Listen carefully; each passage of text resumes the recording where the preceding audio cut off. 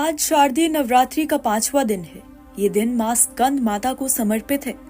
इस दिन माँ स्कंद माता की पूरे विधि विधान से पूजा की जाती है, जिससे भक्तों को कई लाभ मिलते हैं। दरअसल माँ स्कंद माता स्कंद कुमार भगवान कार्तिकेय की माता है। देवी की गोद में स्कंद देव बैठे हुए हैं। माँ स्कंद माता विद्यावाहिनी, माहेश्वरी और गौरी भी कहलाती है। माँ दुर्गा के सभी 9 रूपों में स्कंद माता को सबसे ममतामयी माना गया है। इनकी पूजा करने से व्यक्ति की बुद्धि का विकास होता है और ज्ञान की असीमित प्राप्ति होती है। संतानहीन या संतान की अभिलाषा रखने वाले के लिए इस व्रत को खास महत्व है। माना जाता है कि स्कंद माता की पूजा करने या उनसे संबंधित कथा पढ़ने या सुनने मात्र से संतान सुख के योग बनते हैं। स्कंद माता का स्वरूप बेहद अद्भुत है।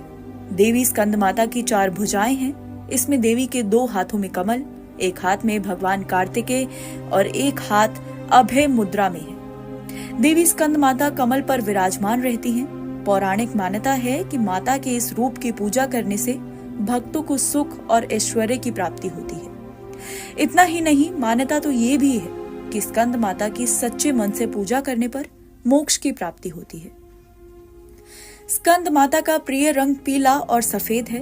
नवरात्रि के 5वें दिन स्कंद माता की पूजा में सफेद या पीला रंग पहनना बहुत शुभ माना जाता है। श्वेत रंग शुद्धता, पवित्रता, विद्या, सुख और शांति का प्रतीक है। वहीं पीला रंग प्रकाश, ज्योति और प्रसन्नता का प्रतीक माना जाता है। ज्योतिष के जानकारों की माने तो स्कंद माता बुध ग्रह को नियंत्रित करती है। इनकी पूजा करने से बुध ग्रह के अशुभ प्रभाव कम हो जाते हैं। ममतामयी माँ स्कंद माता भक्तों को एकाग्र रहना सिखाती हैं।